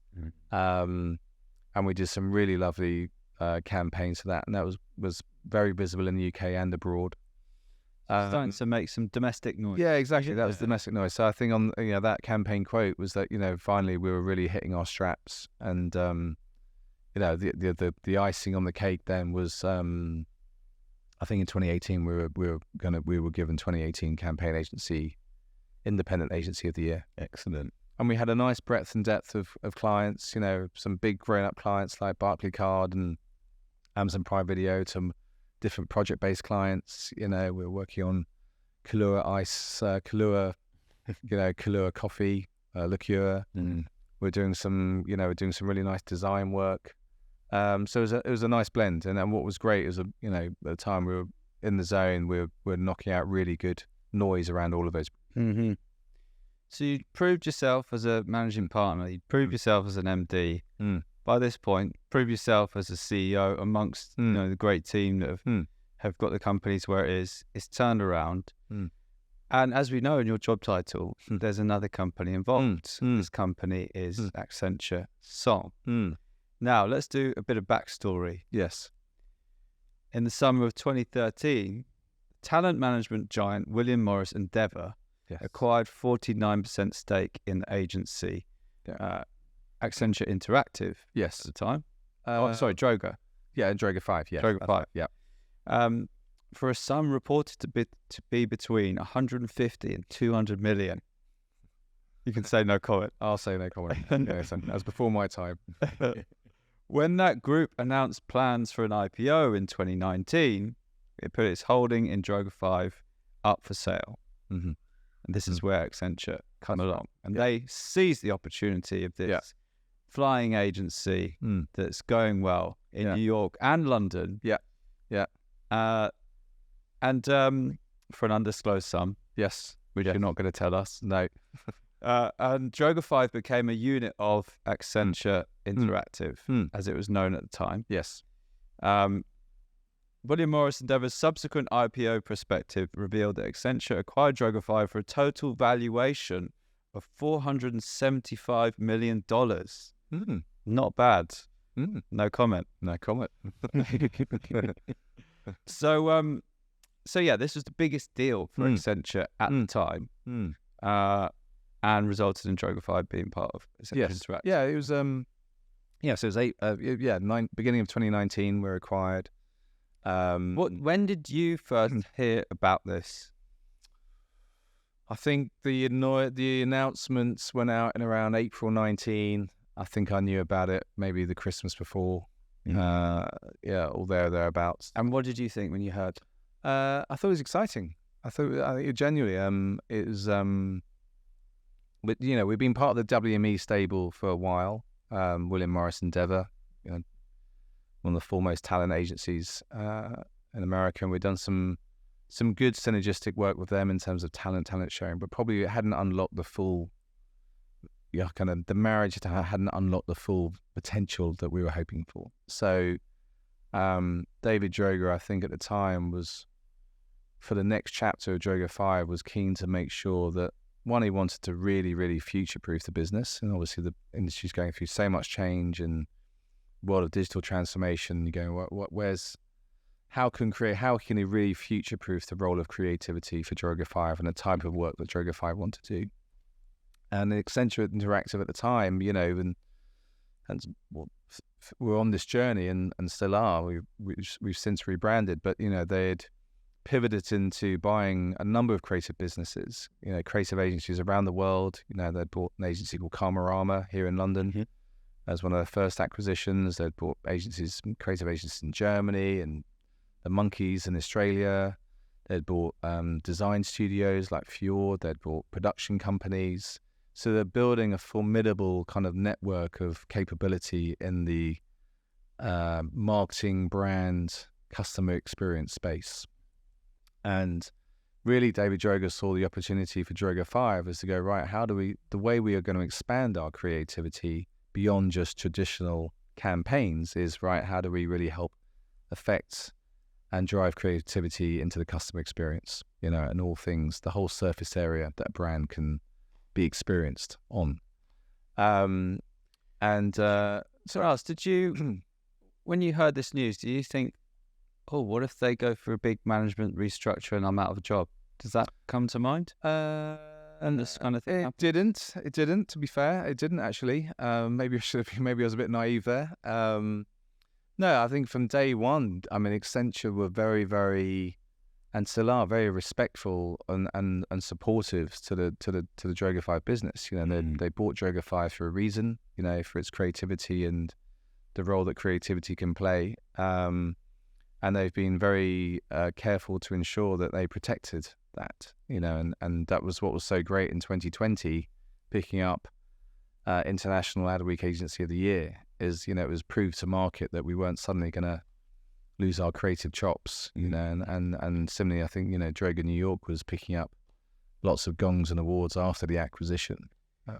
what did the acquisition do for the relationship with your clients? What do you have to do as a CEO when your agency is acquired with your clients? Yeah. You have to Absolutely. I think there were two key audiences we had to reassure or inform and explain what it meant. Was to our clients and to our talent base. And how does that actually work? Do you set up?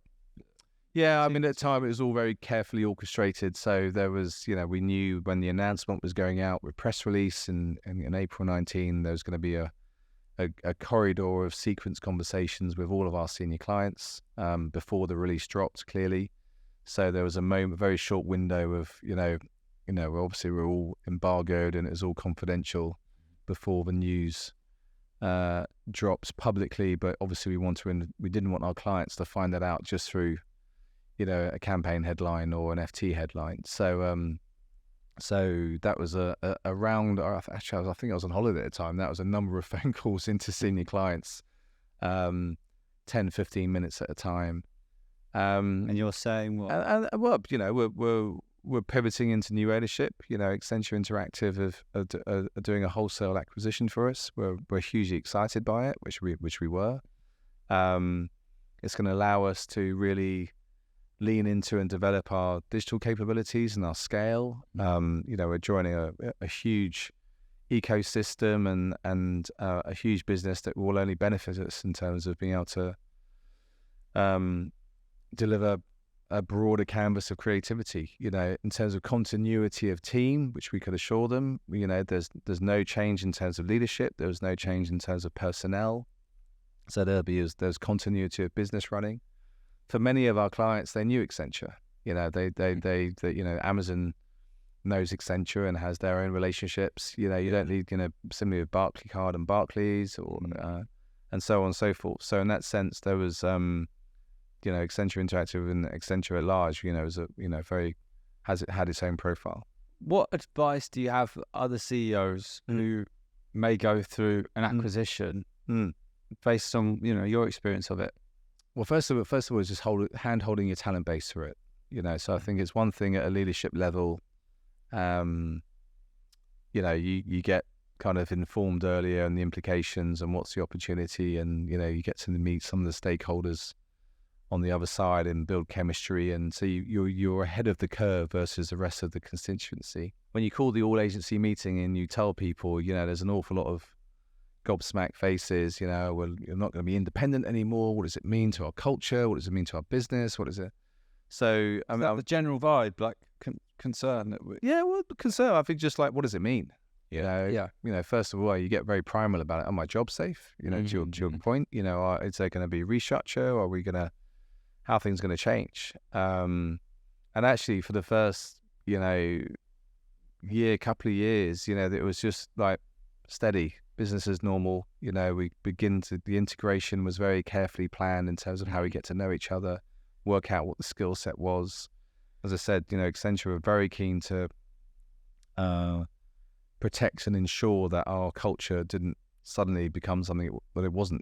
Clearly we built a successful foundation. The last thing they want to do is upend that. Yeah. So what do you do when your staff are all concerned about? Well, like it was job. Over communicate. I think actually on the time when the announcements hit the press, David Droga flew in and he did a town hall Q&A with the whole agency. All of us, we got in a room for a good 2-hour session, along with some Accenture, senior leaders as well, and we could have a very open and frank Q&A, whatever it was.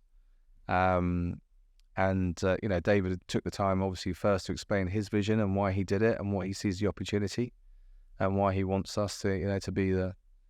I mean, David even jokes and he even says, I remember at the time, he said this, I remember this, the Accenture guys in the room is going, I don't see how they've taken over. I see it, I've taken over them. Yeah. Because that sounds like a really ignorant and arrogant thing to say, but I mean that because I really think creativity can play the role, a much, much bigger role here. Yeah. I would have loved hearing that. Yeah. Come on. And but it was inspiring, and I think yes, we did the Q&A. Then I think that night actually we had a big party and a big, good kind of celebrate the moment. And then after that, we embarked on a journey of going, right, okay, how do we bring each other's, respective skills to the party, and being on this steep journey, understanding the full artillery of what Accenture Interactive now Song can do, because it is a huge business and a huge amount of skill set, and how we can synergize that into Droga5 and vice versa. April 2022, you announced as managing director of Accenture Song. Accenture Interactive had rebranded as Accenture Song. That's right. Yeah. A company that globally has a revenue of 16 billion. Ooh. That's a big job. So UK have... So I'll just break down those different components. So Accenture Interactive had kind of built up this, within Accenture at large. Accenture Interactive was a kind of vertical, if you like, and had built up this phenomenal practice over the years. Part through acquisition, but just from scaling up in terms of customer experience and experience at large. And then David Droga was asked and invited to be CEO of Accenture Interactive. I think it was about September 21.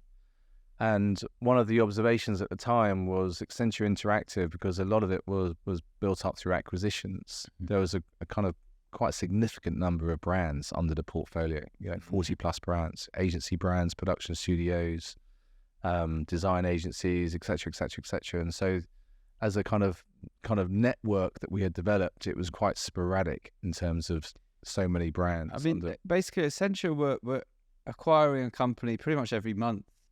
Well, they built that up over a number of years. Yeah. It wasn't over just 1 year, but that built over a 10-year period. Yeah. But there were times when it was that kind of consistency. They didn't hang about. Yeah. And so I think one of the key tasks for David Droga was to go, okay, we need to try and tidy this proposition up to market and make it one cohesive brand and proposition, rather than an umbrella brand and interactive and then 40 other brands as gateways. So it was so you just go, let's go as one unified brand. And I think if one person could do that, then you would hope David Droga could do that. So he came up with Accenture Song, and which I think was really well received. That was his idea. Yeah. Well, it was those creative teams that led it, but it was the idea that he wanted to go with and managed to sell through to the business, and it was I think I'm deliberately going with a slightly more abstract name and Song. You want to place creativity and signal to the market that the role of creativity, and obviously Song is a great vehicle and expression of creativity, and enduring creativity. That this could be a really neat and simple way of going to market. But it did mean sunsetting 40 plus legacy brands that are very, very well established. Essentially, they would no longer be called their original name. Yeah, they would no longer be Panorama or Monkeys or Colorado or so forth. So that was a process to go through, and again, that needed careful navigating with clients, and the clients who are working with those previous brands, and with our talent bases most significantly. So that was a process that began at the beginning of 2022. It was announced to market in April 22, and then finally, I think it was around July 22 that the legacy brands were put to bed. Yeah. And I was invited to be an MD of Accenture Song with the remit to look after the creative agencies. So there's a number of so many different components with Song. We could be here all night long breaking that down, but specifically, given my background, I was tasked to oversee in the UK and Ireland all the kind of creative agency kind of capability. Okay, how many is that? Well, we got so there's Droga5 London. There was what was previously Rothco, which was a very strong creative agency in Dublin. We migrated that to the Droga5 Dublin. There was Panorama, and there's an agency called Spark 44. So Panorama and Spark 44 migrated to the Song brand, and Droga5 London and Droga5 Dublin continue to operate as Droga5 alongside Droga New York, and Droga5 continues to retain its brand. So, from Ad Asia's perspective, Accenture Song is recognised as the biggest digital agency in the world. Mm-hmm. You're MD, as you said, for UK and Ireland for the creative agencies. Is that not a lot of work? Being CEO of Droga5 at the same time, how do you? What are you doing? How do you manage all of that? Yeah, it's two important hats to wear, and I've got a real intellectual itch when it comes to the possibility of what Accenture Song can do. I think the traditional agency model is going through its own need to transform. I think the market is shifting so much, and the role of creativity beyond just ad campaigns needs a broader canvas. And I think the stable of what Accenture Song is building, should be truly in a market of one. It is. We talk about Accenture Song being the world's largest tech-powered creative group, and that's what it is. I think if that puts clear blue light between us and the other holding companies. We don't pretend to or ever will kind of trade in media, but in terms of our tech chops, platform, digital, you name it, Accenture Song and Accenture at large are pretty well placed and are number one in the market. And so I think I've talked about Droga5 sitting on the shoulders of Accenture Song in terms of what we do in terms of creativity and the role that creativity plays for brands, how you can then tread that through into digital experience, digital innovation, digital products at scale, in markets, multi-channel, is a really interesting line of inquiry. Did you feel, again, like, oh my gosh, am I ready for this? When the option or the opportunity to MD? But at first I wasn't sure. Again, I wasn't. But I suppose equally, I thought it's time.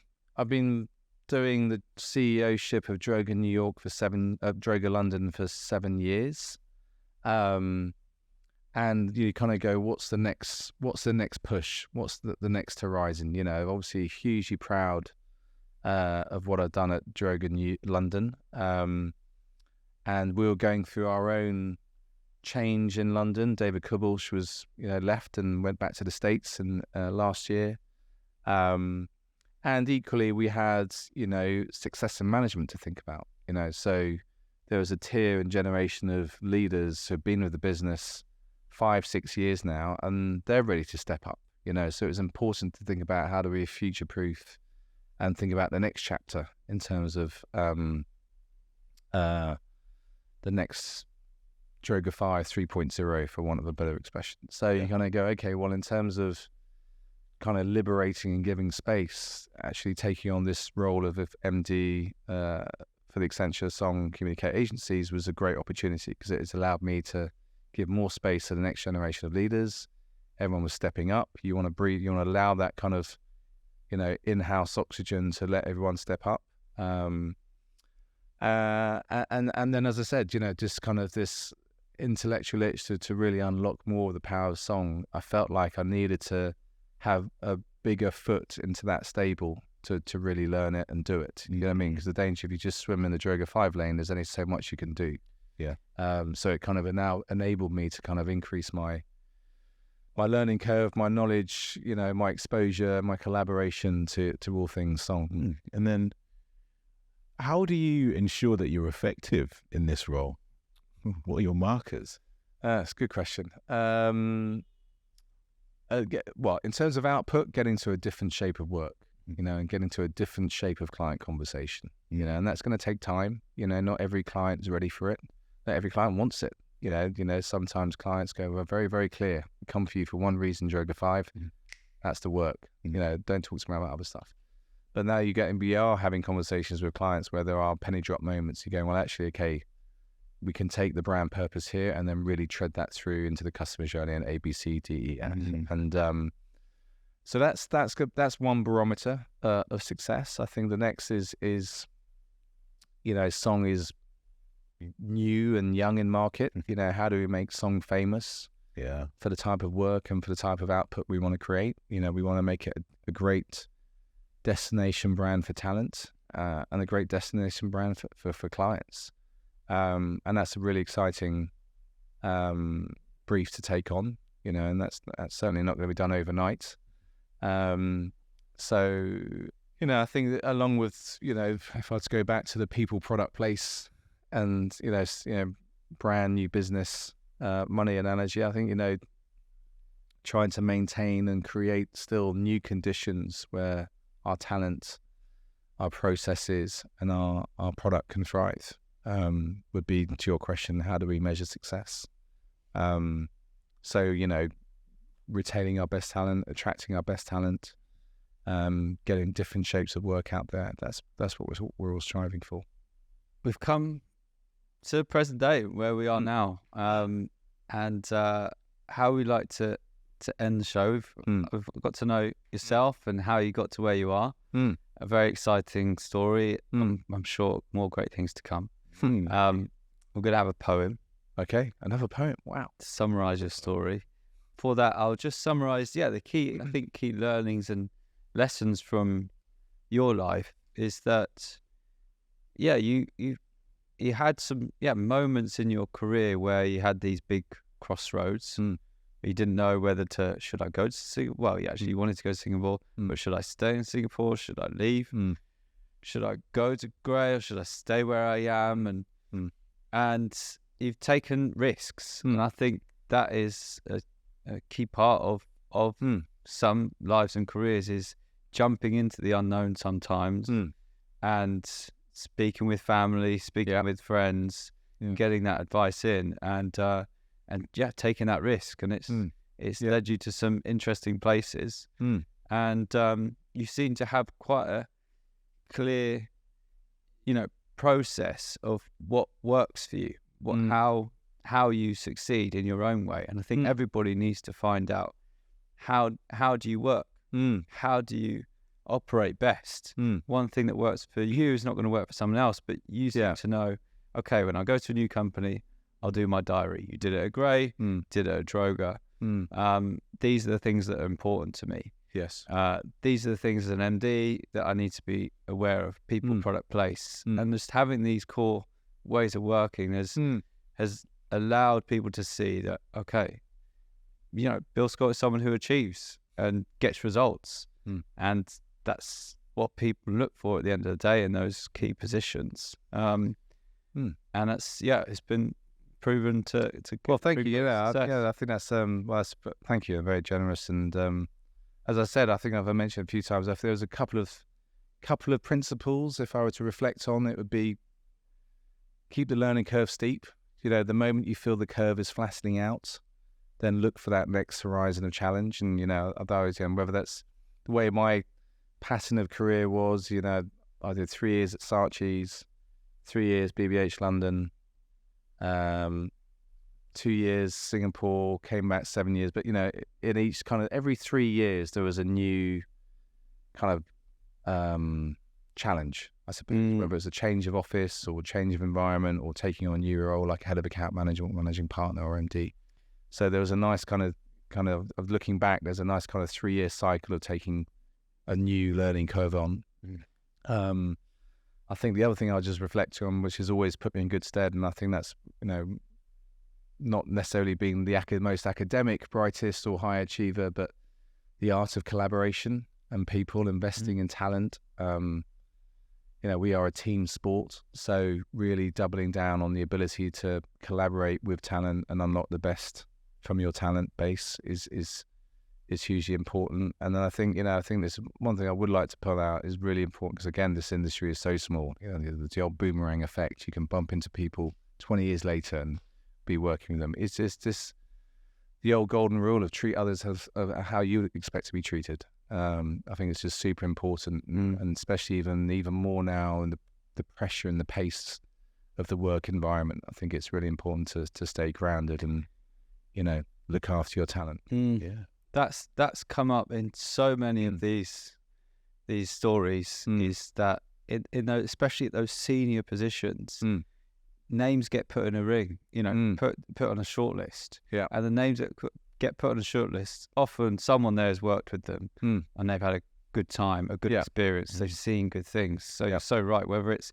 right at the start of your career at Saatchi or later in your career, the mid-career, it's those relationships you build and what you show on your way up that really does get you those. It's the old saying, never slam the door shut, and I think your personal brand, you're always building and investing in, and you want people, in terms of the old advocacy of, you don't want your personal brand tarnished, and that's got to be authentic. It's not something you just want to polish superficially, but I think it's super important to, as you develop your leadership style, is to be someone who people want to work with, because without that, you're not much good to anyone. Yeah, that's very true.